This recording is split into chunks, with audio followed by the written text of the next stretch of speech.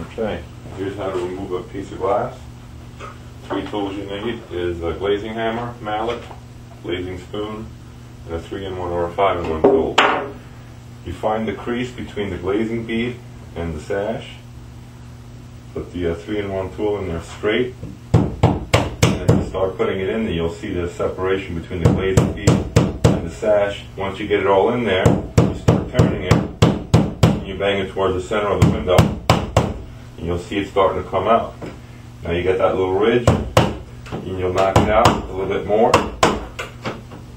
Notice I do the long side first because it's more flexible, so it's easy to get that out. Once you can get your fingers in there, you kind of pull it out.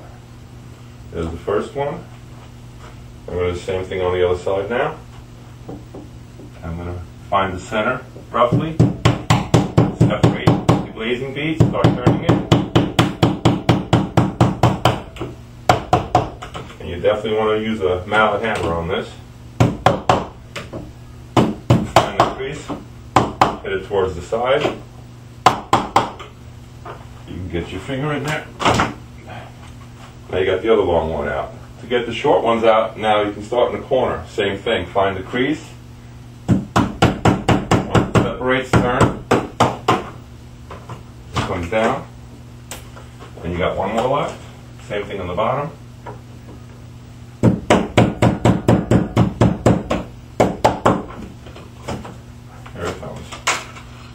Alright, to get the glass out, pushing it from the back side, got some shims,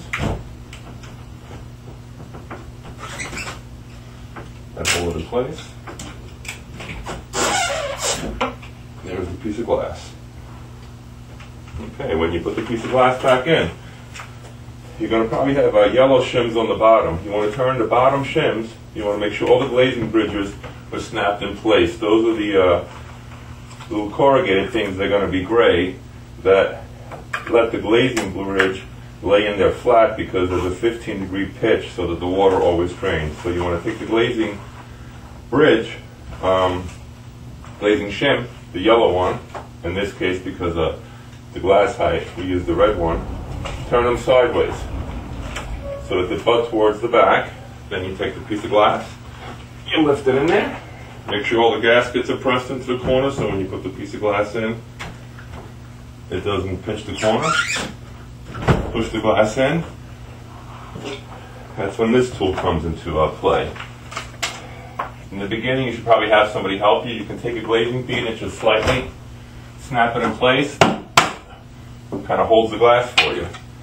With this glazing spoon now, you're going to slightly lift up and you're going to turn this glazing shim until it just slightly disappears, and you want to see it on the front. I'm going to do the same thing again here, and I'm going to give you a close-up. You're going to lift up, keep the glazing shim butted up, and turn it until it disappears. And you want it just slightly lined up in the front so you can see it. I'm going to grab the camera and give you a close-up of that. There you go.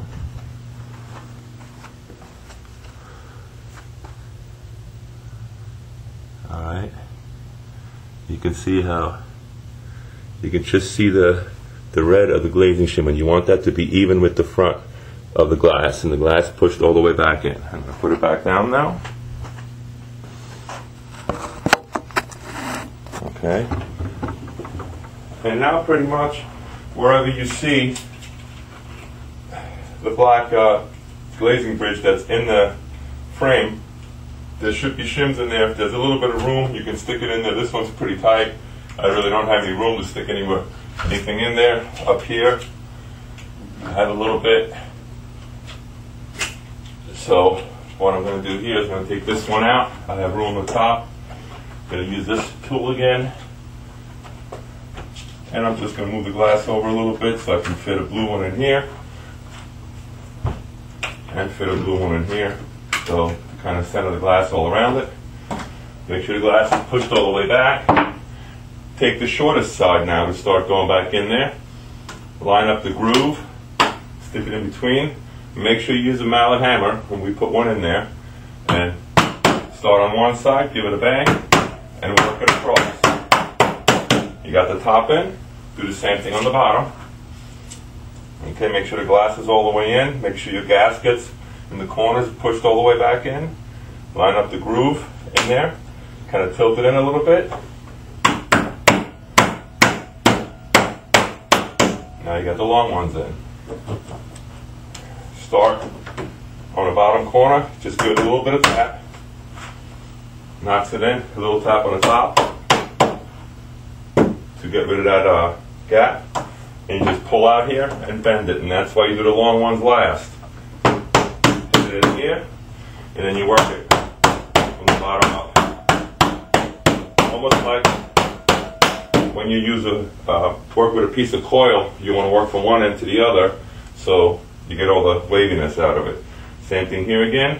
You tap the bottom end, give it a little tap on the top to get rid of that little gap there. Bend it out. Stick the top in.